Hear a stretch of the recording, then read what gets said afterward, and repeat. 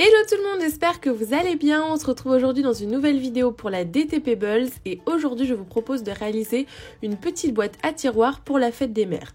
Donc vous allez voir que ce DIY peut totalement être adapté à une autre occasion ou changer les mesures pour vous faire directement un tiroir. Donc moi pour le réaliser j'ai utilisé de la cartonnette, donc j'ai pris 2 morceaux de 13 sur 9, un morceau de 13 sur 3 et 2 morceaux de 9 sur 3. Donc vous allez voir que j'utilise comme d'habitude ma bande autocollante donc pour l'encadrement. Oui je sais, je suis pitoyable, je ne sais toujours pas comment ça s'appelle alors que vous me le dites à chaque fois. On va l'appeler bande autocollante. Déjà je crois que ça sert à rien que vous me le répétiez à chaque fois, je vous le demande hein, mais en fait j'oublie. Donc bon, on va dire que ça s'appelle de la bande autocollante et ça sera très bien. Donc du coup j'ai pris un petit pinceau avec de l'eau pour pouvoir justement la coller et vous avez été beaucoup à me demander où est-ce qu'on trouvait ça. Je pense que ça se trouve sur un peu tous les sites. Moi je sais que je l'ai acheté dans la ville où j'habite, dans une petite boutique qui fait de l'encadrement, mais je pense que ça se trouve assez facilement un peu partout et ça coûte vraiment rien. Je crois que le grand rouleau comme ça coûte quelque chose comme 2 €. Donc c'est vraiment hyper pratique, ça colle très bien et pour tout ce qui est cartonnette etc, pour tout ce qui est un peu encadrement de ce style ou meubles en carton ou trucs en carton en tout cas, ça colle hyper bien et c'est super pratique. Vous n'avez pas eu de vidéo hier, c'est totalement normal, simplement parce que vous en avez une aujourd'hui et je me voyais pas vous mettre 2 vidéos de suite. Je m'étais dit que ça servait pas à grand chose et que vous n'aurez peut-être pas le temps de les regarder. Donc la vidéo tombe un lundi parce que mon post pour Pebbles tombe un lundi, donc j'espère que ça ne vous dérangera pas trop.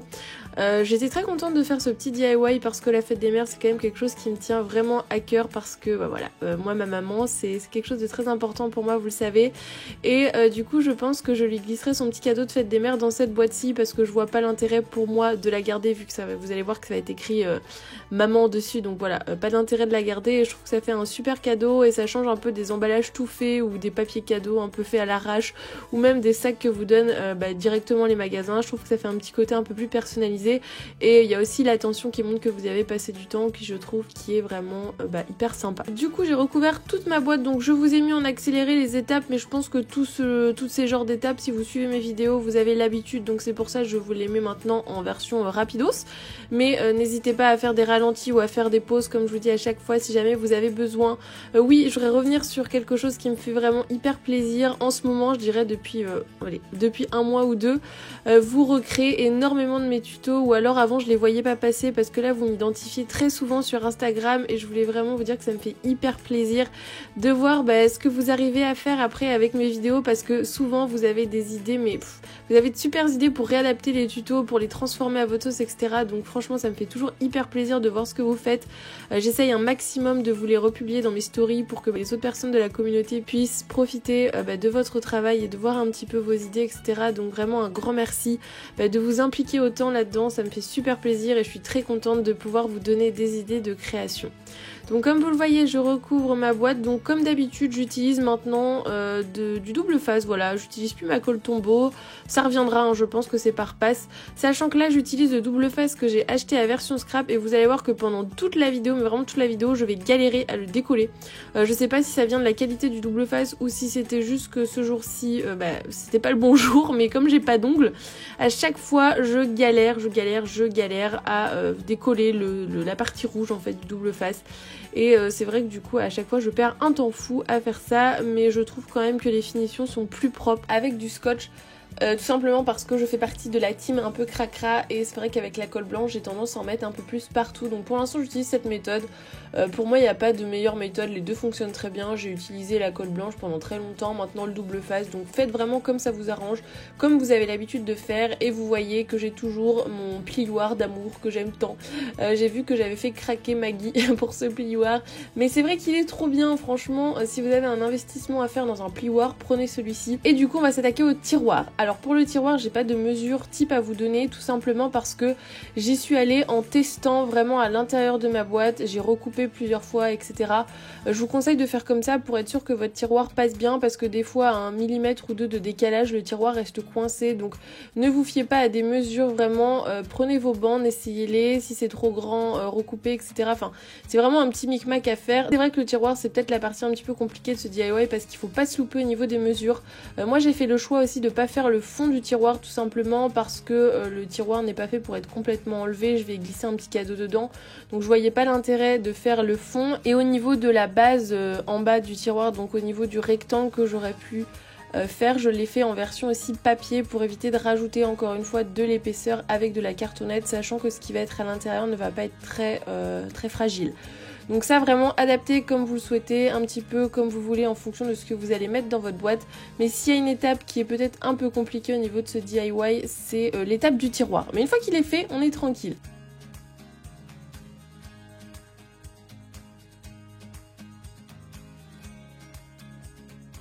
Donc voilà ce que ça donne une fois recouvert. J'ai découpé un demi-cercle, donc tout simplement j'ai pris un rouleau de washi tape et j'ai retracé le contour, puis je l'ai découpé. Bon, pour tout vous dire, c'est David qui l'a découpé parce que j'étais en train de me battre avec mon cutter et que je n'y arrivais pas, donc un grand merci à David.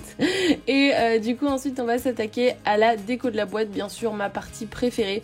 Et en montant cette vidéo, je me suis rendu compte de quelque chose qui m'a un peu choquée. Alors quand je l'ai fait, ça m'a pas du tout choquée, mais une fois que je la revois, ma boîte, je me dis mais il y a quand même un problème. Parce qu'en fait je vous explique. Donc j'ai pris des petites lettres, donc les Puffy où j'ai écrit Happy Day, donc tout simplement j'ai décollé le Happy, le D. Donc jusque là aucun souci. Sauf qu'après j'ai voulu écrire Mother parce que c'était pour ma mère. Sauf qu'en fait je me suis rendu compte que de la façon dont j'ai disposé, on peut penser que j'ai voulu écrire Happy Mother's Day. Mais du coup si j'avais voulu écrire ça, il y a tout simplement une faute parce que du coup quand on écrit Happy Mother's Day, il y a un petit apostrophe et un S.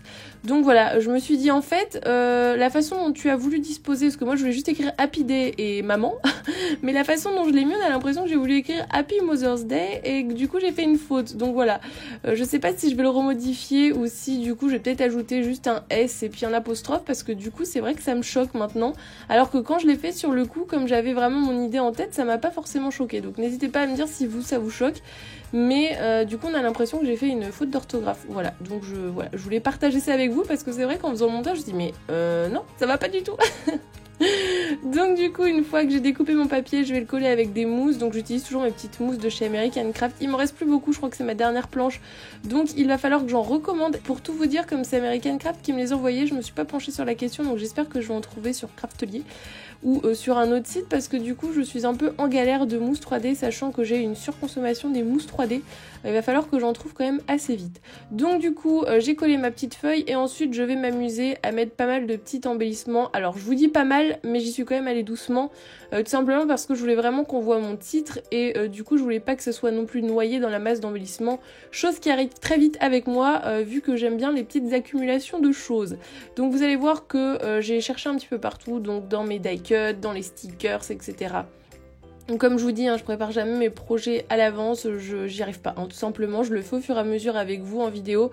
Ça me demande un peu plus de temps au niveau du montage parce que du coup, je laisse tourner ma caméra tout le long où je suis en train de faire le projet.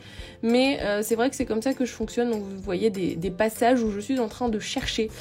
Et du coup, je vous montre le résultat. Donc voilà ce que ça donne. Donc j'ai joué avec les épaisseurs, j'en ai mis en dessous, en dessus, enfin... J'ai essayé de faire un truc un petit peu sympa. J'espère que ma maman ne verra pas la vidéo avant la fête des mères. Je vais lui envoyer un petit message pour lui dire ne regarde pas ma dernière vidéo, sinon ça serait un peu dommage. Si cette vidéo vous a plu, n'hésitez pas comme d'habitude à la liker et nous on se retrouve très vite pour une nouvelle vidéo. Bye bye!